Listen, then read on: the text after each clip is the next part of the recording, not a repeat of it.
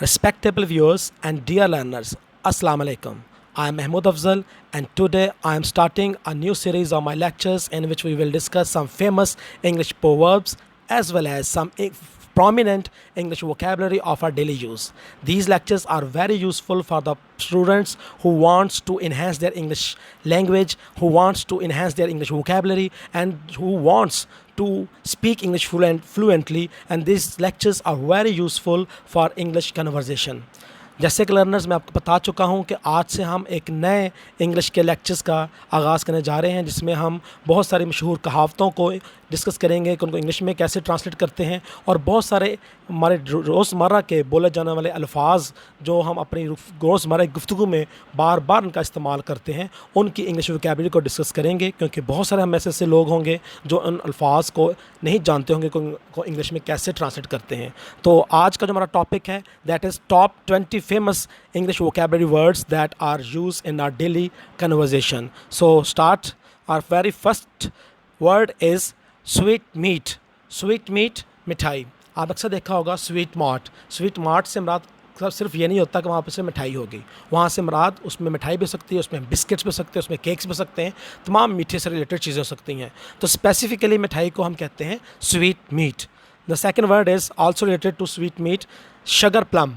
Sugar plum हमारा मिठाई का एक बहुत ही अहम हिस्सा, बहुत ही अहम जुज़ उसका गुलाब जामुन जिसे हम बहुत ज़्यादा पसंद करते हैं, गुलाब जामुन को शुगर प्लम कहते हैं।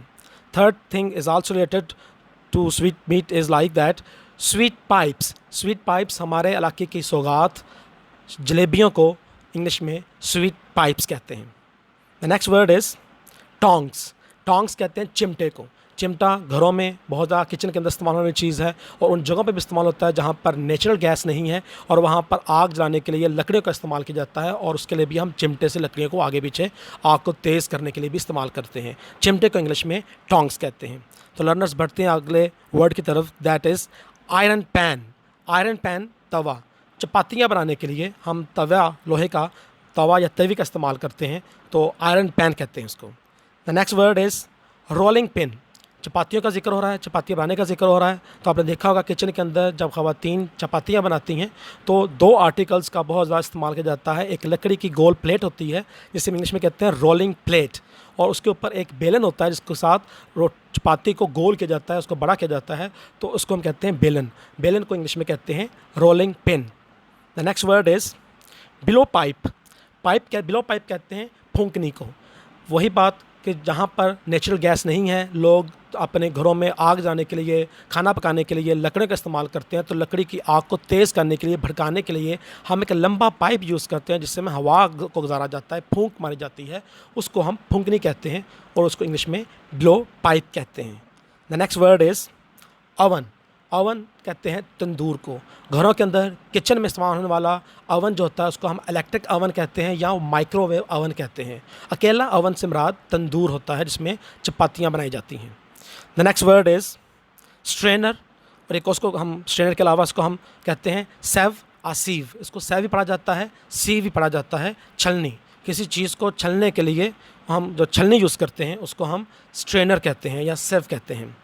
The next word is stove और हर्थ। स्टोव और हर्थ कहते हैं चूल्हे को। दो उसकी इंग्लिशेस हैं, स्टोव, हर्थ, चूल्हा। The next word is dipper, कफगीर। डिपर, कफगीर जिसे हम लोकल लैंग्वेज के अंदर डोई कहते हैं। वो बड़ा चम्मच जब खाना बनाते वक्त, खाना तैयार करते वक्त हम खाने को इस्तेमाल कर घुमाने के लिए, खाने को हिलाने के लिए इस्तेमाल करते हैं बड़े चम्मच को, डोई को, उसकी इंग्लिश में डिपर कहते हैं। तो बढ़ते हैं नेक्स्ट वर्ड की तरफ, दैट इज़ नीड। नीड, के इज साइलेंट हेयर, नीड, गूंदना। चपाती बनाने के लिए हम आटा को गूंदते हैं तो गूंदने को इंग्लिश में नीड कहते हैं। The next word is mince. Mince कीमा। गोश्त के छोटे छोटे टुकड़ों को मिन्स कहते हैं, like chicken mince, mutton mince, beef mince. The next word is like mince balls, कीमे वाले कोफ्ते। कोफ्तों को, बड़ी मशहूर डिश है हमारी, कोफ्तों को हम मिन्स बॉल्स कहते हैं। The next word is jaggery. Jaggery कहते हैं गुड़ को। बहुत मुफीद चीज़ है, हमारे गांव में आम तौर पर लोग उसको खुद से बनाते हैं, तो गुड़ को जगरी कहते हैं। लियाकतपुर में हमारे बहुत बड़ी इसकी मंडी भी है, एशिया की सबसे बड़ी मंडी गुड़ की जो है लियाकतपुर में पाई जाती है, तो गुड़ को इंग्लिश में जगरी कहते हैं। The next word is water milk बहुत मुफीद, ख़ास तौर पर आजकल के मौसम के मुताबिक बहुत ठंडी होती है, बहुत फ़ायदेमंद होती है। दूध व लस्सी को वाटर मिल्क कहते हैं। द नेक्स्ट वर्ड खैन, खैन कहते हैं मटकी को। दूध से जब हम मक्खन निकालते हैं गांव में ख़ास तौर पर, तो ख़वातीन एक बड़ी मट्टी की बनी हुई मटकी का इस्तेमाल करते हैं, जिसमें दूध को डालकर ज़ोर ज़ोर के उसको हिलाया जाता है, मिक्सअप किया जाता है, जिससे मक्खन बनता है, फिर उससे लस्सी भी बनती है। तो उसको मटकी कहते हैं। उस बड़ी मट्टी की बनी हुई जो एक बड़ी सराही नमा होती है, उसको मटकी को इंग्लिश में खैन कहते हैं। The third last word of today's lecture is sickle. Sickle कहते हैं दरांती को। दरांती हमारे किसान भाई गांव में बहुत ज़्यादा इस्तेमाल करते हैं। छोटी फसलों को काटने के लिए, सब्जियों को काटने के लिए दरांती का इस्तेमाल किया जाता है, इंग्लिश में सिकल कहते हैं। Second last word is catapult. Catapult कहते हैं गुलेल को। And the last word is very interesting ewer, ewer. Ewer कहते हैं लोटे को। कुछ लोग यहाँ पर वाटर पॉट को भी का ट्रांसलेशन भी लोटे से करते हैं, लेकिन वो स्पेसिफिक ट्रांसलेशन नहीं है।